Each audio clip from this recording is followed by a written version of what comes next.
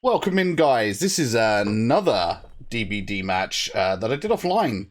And I sometimes have my OBS running just in case there's like the odd chestnut or, you know, nugget or great game that happens or something crazy unfolds that I can capture on camera without worrying too much.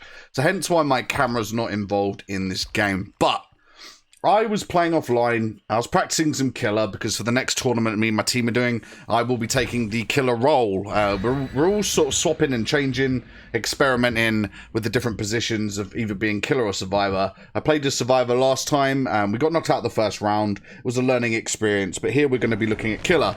And although Sadako I don't think is one of the killers, we're going to be practicing with her anyway because I don't play her that much. So we got two oaks, and RPD. So immediately going into this game, I could tell you now, because I literally just had it and I'm making this video, I thought this team were going to be super fucking toxic. Now, bear in mind as well that in the lobby, I noticed that they were actually 3 TTVs. Now, TTVs, as I'm sure most of you know, because you've come across these when you play DBD, or any other game, to be honest, they come in 2 different forms.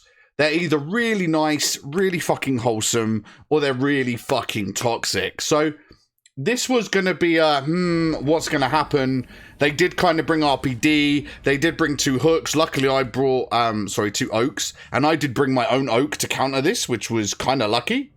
But this could go one of 2 ways, right? They're either going to be super toxic or they're going to be super nice. This, on the other hand, this game actually kind of went the opposite way. Some people would say that this team played toxic, and some would probably argue I played toxic back. But afterwards, these were the nicest fucking guys, like, that you've ever met. They're nicer than me, for Christ's sake. So it's really funny, but I think this is going to be a good match. I won't spoil how it ends, but basically, this is a great match to demonstrate that you can, quote-unquote, BM, bad manners in a game, and still be really nice fucking people afterwards, right? So you'll probably see some teabags from them, head nods from me. You're going to see a whole host of stuff that might be considered by some to be toxic. And she doesn't realize I've got Lightborn. Now, the reason for Lightborn, I'll interject here. I actually had a game just before this where I got rinsed by one person with a flashlight. They were hitting some angles that you really shouldn't be able to hit, even though I tried my best to look at walls and so forth. So coming into this game, seeing 3 TTVs and a Jill, I was like, I'm bringing a fucking Lightborn. I'm bringing Lightborn. I'm bringing it. I'm not sure how that second hit doesn't land, but we'll take the protection from the pallet. So here I tried a little insidious check. Now I noticed, I think the one I hooked, or one I'm about to hook, has boil over. So I'm trying to take advantage of, I know I've got the hook here. Doing a little bit of an insidious gameplay. Insidious Sadako. Built in power. So this is a nice little hook trade straight away.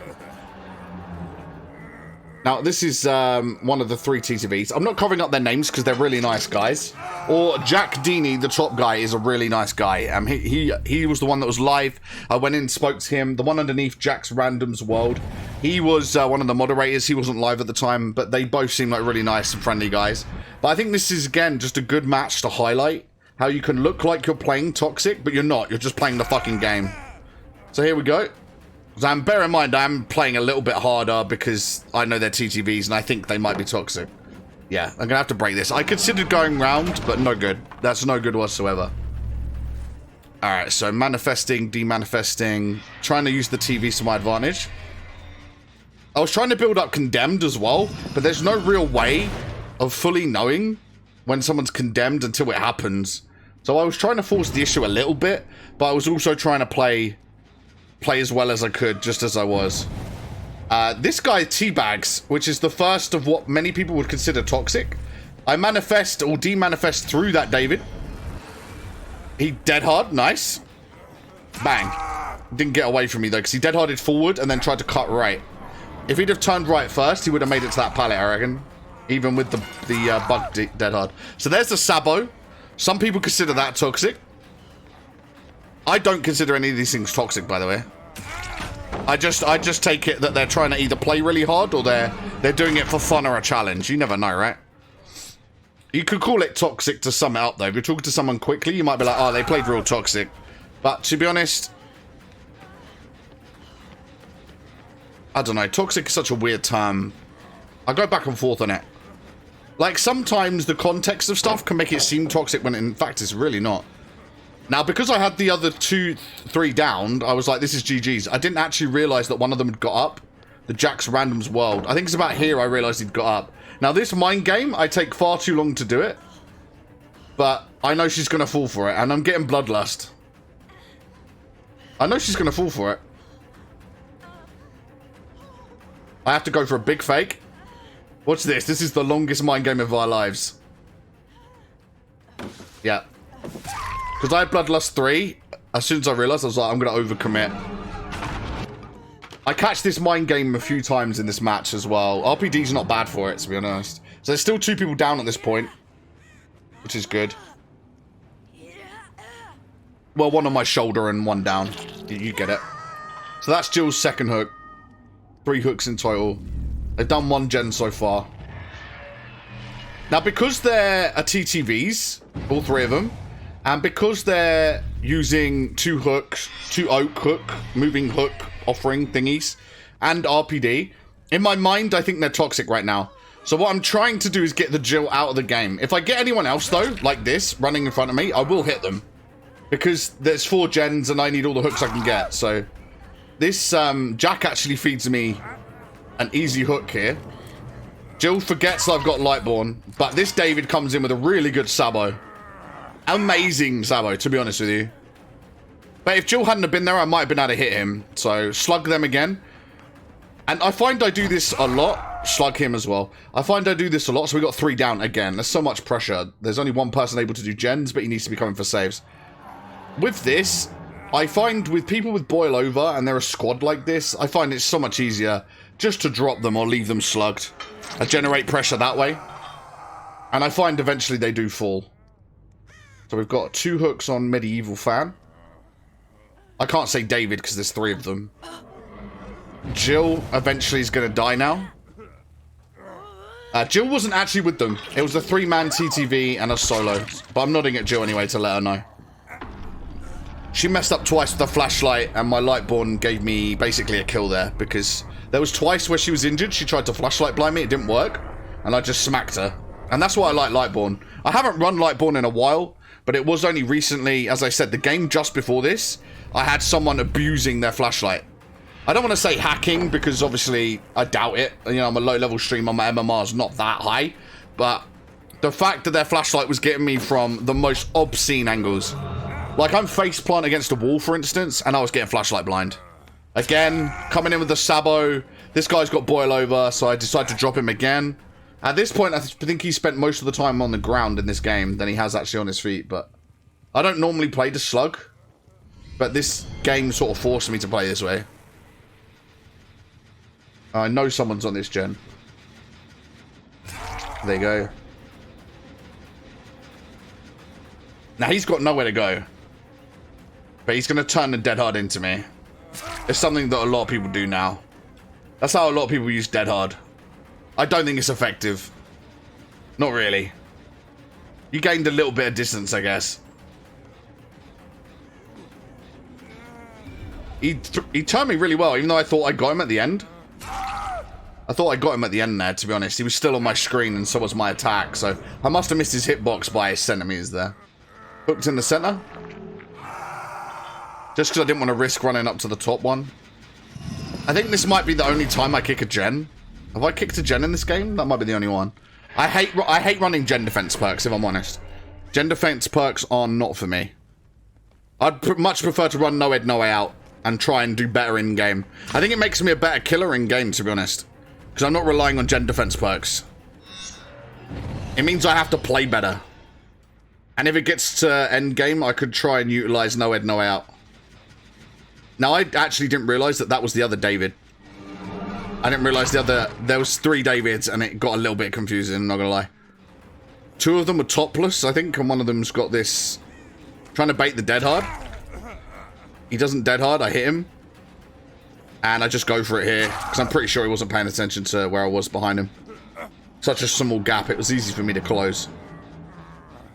Yeah, I think 2 of the Davids are topless, which was throwing me off as to who was who at this point. Okay, now we've got 2 uninjured Davids. So I could have easily camped here, to be honest. Forced a 2k, and then maybe relied on Noed to get the win. But I didn't. I was enjoying the pressure that I had going. And I enjoyed the fact that Sadako can bop around the map real quick if she's got her TVs on. We ignore him. He's already fucked off, jibbed off to a different map. He's in the game right now. He already went. Transferred to the TVs. Again, trying to build Condemned passively if possible, whilst also looking. Trying to get ahead, trying to mind game a little bit. I haven't played Sadako on this map. This was my first game with Sadako on RPD. That's no lie. I think I've probably maybe played less than 15 games with Sadako in total since she came out. So this was a good practice for me. I keep getting caught with pallets when I'm not in them, so you'll see me herky jerk motion away from pallets as a way to sort of like avoid getting stunned when I'm nowhere near it. Because I've noticed a lot with DBD, I don't know if you guys have as well, but when playing Killer, I get stunned and I'm not even in the pallet zone. I'm not even in the stun zone, the danger zone, I'm not in it. By getting stunned, I went the wrong way here. And getting used to coming out the TVs and going the right way, I went completely the wrong way. But he decides to sabo, which is really weird. And I stupidly de-manifest when I should have stayed manifest. And then you see that my button lagged a little bit. Now here, I know there should be another hook to my left.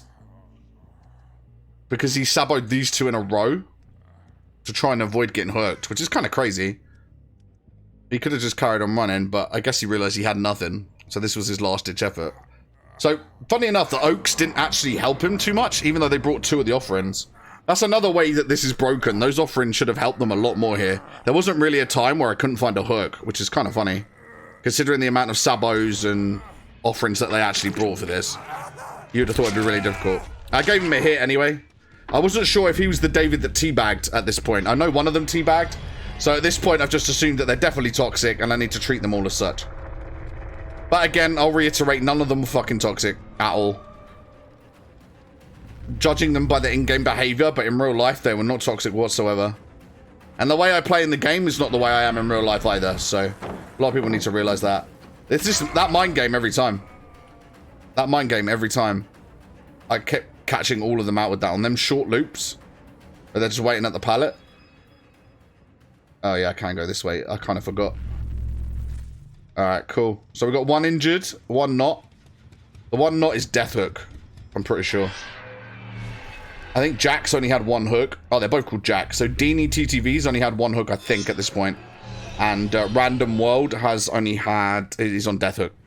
And he's here. Bang. I still haven't broken this pallet, by the way. And he's not even looking. He only looked after he'd left the pallet area. He's going to go dead hard, I'm pretty sure. Not sure if he has already. He crouched. Shot him in the head. Palmed him in the head. Tiger palm. Tiger palm of death. Hook right here. I had no problems with the hooks despite their offerings, so... Really weird. Give him a hit. I think he was the one that teabagged, because he's the only one in black, right? So we did get the right one. We did get the right one. But again, guys, the message of this one is not only am I fucking awesome as Sadako, which is kind of obvious, but don't judge people by their in-game actions. Obviously, in-game chat is an in-game action, so judge them 100% on that. But if they're being an arsehole, they're being an arsehole. But in-game, just because they bring certain maps, certain offerings, and someone teabags in that, all in that same game, that although that might add up to you, and you might think that that equals toxicity, it's not 100%. Because these guys were lovely. Now, if I'd have got wrecked by the way they were playing, and they were like GG easy, would they have been that nice afterwards? I actually think so in this case. I actually think so. I'm a good judge of character, I like to believe. And I'm pretty sure that these guys are solid. Or Jack Deanie is anyway. He was the main one that I actually spoke with because he was the only one live out of the 3. So luckily here, I forgot I had No Way Out. And No Way Out tells me where he is. There's no TV for me to get to. I was actually panicking a little bit, and then I realized I had 3 stacks. So it looks like I never actually managed to hook Jack. So I only had 3 stacks. So, yeah, he's got a while before the door can even be attempted to be opened.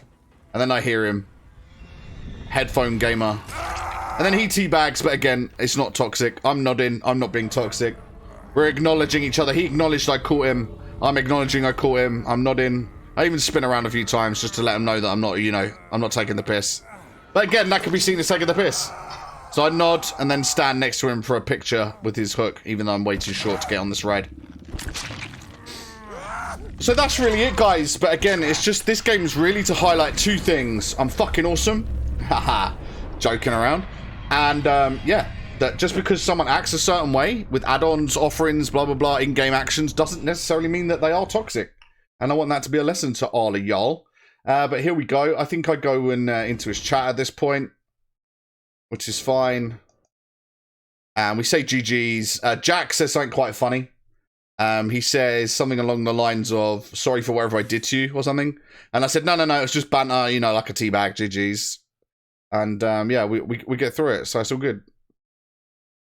It's all good. But there we go, guys. That's it. Make sure you like, share, comment, and subscribe. Let me know what type of content you would like to see from my DBD channel. Do you want to see more killer games? Would you like to see more Survivor? It's mainly killer heavy, really. And I'm getting better as Survivor as we get on. Is there certain builds you'd like me to see used? You know, I can do it offline, online, whatever you like. Obviously, in Twitch, we have 100-bit requests, which is minor compared to most Twitch TTVs. But if you want to see me do it for a YouTube video, then by all means, drop me a comment in the video and say, please do a video on XYZ. Give me a full perk build for a killer or even a survivor. And I'll try it out in a few games and I'll do a video based on that build. And I'll let you know what I think about it, you know? And we can even talk about it on the Duke by Daylight podcast, which is on every Saturday now. First episode is out. Check out the channel, Duke by Daylight. And then you can catch our episodes there. But until next time, you stay groovy. Mwah. Love ya.